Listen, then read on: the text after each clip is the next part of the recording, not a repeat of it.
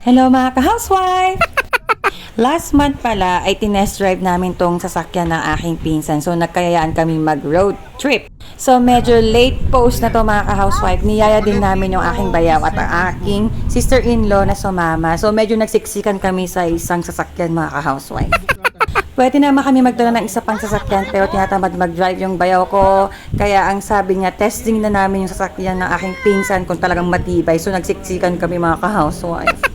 Ng mga time na to, nasa Tagaytay area na kami mga ka-housewife. Yun na yung Taal Lake at yung Taal Volcano, nasisilip na. Pero ang target namin is pupunta kami ng Talisay, papunta dun sa Taal mismo. Lalapit kami sa mismong lake at sa Taal Volcano. Sa ilang taon na namin palaging nabibisita ang Tagaytay. Ngayon lang kami makakapunta ng Talisay, Batangas kasi wala lang. Hindi kasi namin masyado kabisado dito sa banda rito. So yung bayaw ko lang yung medyo kabisado nitong area na to. Actually, malapit lang kami sa Tagaytay. More or less 1 hour lang pag hindi traffic. At malapit yung puso namin dito kasi pag kanyari may time, dito kami palagi namamasyal. Tapos nung kinasal kami ng husband ko way back 2010, dito kami nag-prenuptial shoot. So ayan, ito na kami sa Pasigzag Way. Marami tong palikuliko pababa ng Talisay mga housewife. Pero ang saya kasi, alam mo yon, masaya kasi paulit-ulit. Marami kami, tas tawanan kami sa loob ng sasakyan. So very exciting. Ayan, medyo naglalag na rin yung aking utak mga housewife.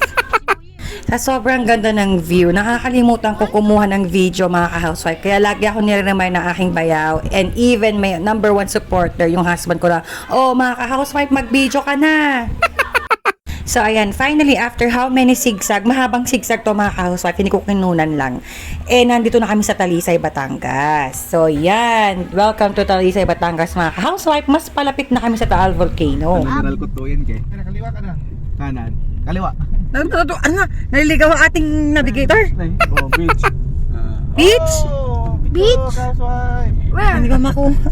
Where's the beach? Pero grabe mga ka-housewife, ang ganda ng view. Pero ang hirap kunan ng video. Hindi ko nakukunan talaga yung mga nakikita namin sa mga mata namin talaga. Tapos nung husband ko, ang bilis pang magpatakbo. So paano ko makukunan yung view, di ba? So ito, pababa kami ng pababa kasi palapit na kami ng palapit sa mismong Taal Lake. Yun kasi talaga yung plano namin is yung makita yung view ng malapitan yung Taal Volcano. So another zigzag way na naman kami mga ka-housewife. Ang kasama ko palang pinsan today is si Chris, yung aking pinaka-close na pinsan sa father side. Bali, yung father niya at yung father ko ay magkapatid. So pinsan buko siya. Yung mga time na to, medyo hindi maganda yung pakiramdam ko. Ina-acid yung tiyan ko mga ka-housewife. Kaya parang gusto ko lang mag-relax. Gusto ko sanang umidlip pero lagi akong sinasabi ng husband ko na mag-video. So, hi, vlogger life! Mine is fixed. Oo, di ba? Nag-root out ka na eh. Sightseeing ito eh. See you? Oh!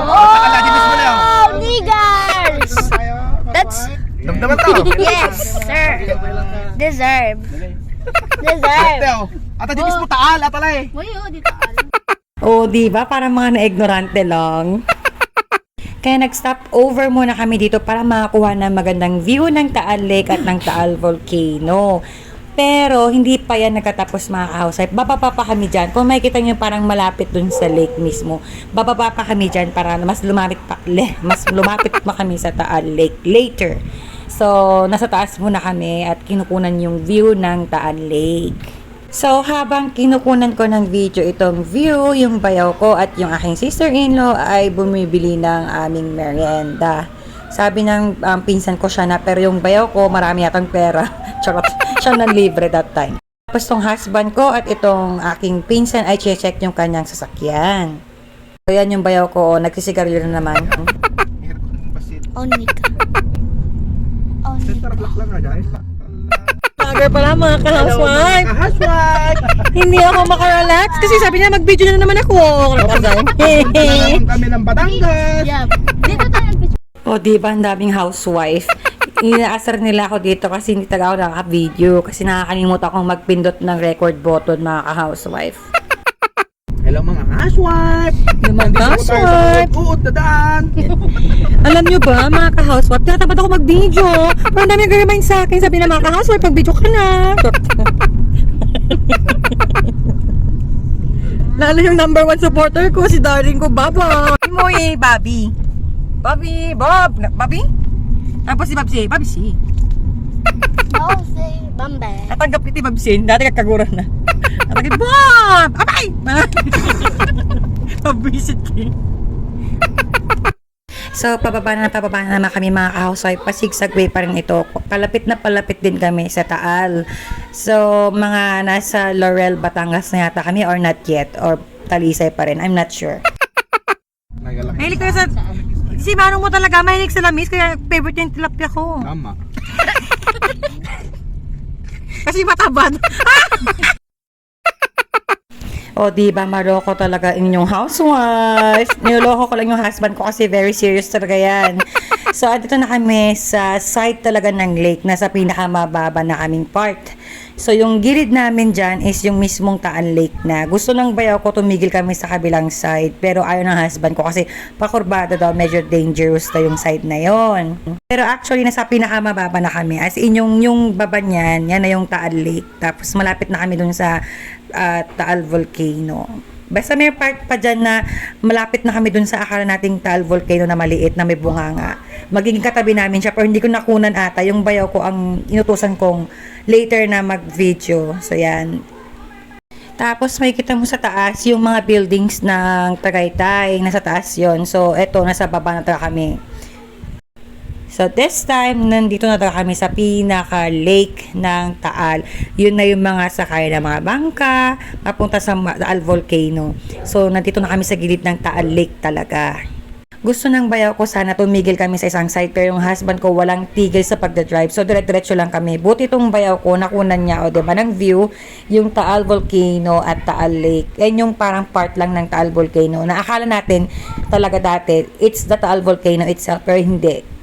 Umabot na kami hanggang Laurel, Batangas mga ka-housewife, papunta na ng Lemery. So, medyo mahaba na ang road trip namin. Tapos sabi ng aking pinsan, ay kain na kami ng dinner. So, medyo umikot kami ng ibang way pa, balik na ng Tagaytay. Pero medyo bungad na ito ng Lemery. So, finally, andito na kami sa restaurant na overlooking. This time, medyo malamig na rin yung panahon dito. Pero mga later part, medyo mainit pa. Pero naghapon-hapon na talagang medyo malamig na dito sa part na to. Kasi overlooking na ng Tagaytay. So, yung aking pinsan ay nag-treat sa amin ng aming dinner. Meron din sa baba pang na space na kainan. So, this time, nag-order na yung aking pinsan. While yung aking pinsan ay nag-order ng milk tea and coffee, ako naman ay busy magkuha ng mga video. Ang ganda dito mga ka-housewife. Sana mapuntahan nyo din.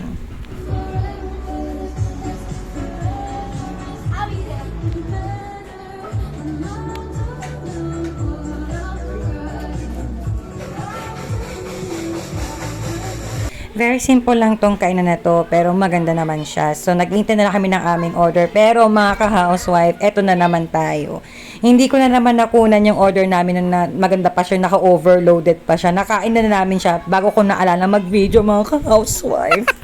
Basta ang kinain namin dyan ay special Lomi Batangas. So, ito, pauwi na kami. Tapos nakakatawa, habang pauwi kami, yung yung bayaw ko na yung nagtatry. Tapos naligaw-ligaw kami nung mga bandang gitna na Tagaytay, Alfonso area, mga ka-housewife. Naligaw kami. So, hindi kami gumamit ng maps. Yung bayaw ko lang yung talagang nagdadrive that time. Pero, hindi ko nakunan yung time na yung bayaw ko at yung pinsan ko nag-argue na or nagdedebate na sundin na namin yung mapa. Kasi yung pinsan ko, hawak na yung mapa yun sa Waze or maps. Yung bayaw ko, gusto niya talaga yung instinct niya. After how many road dead ends sa dinaanan namin, finally nakauwi pa rin kami mga housewife. Kaya thank you for watching. I hope you enjoyed this video. Hanggang sa muli. Bye!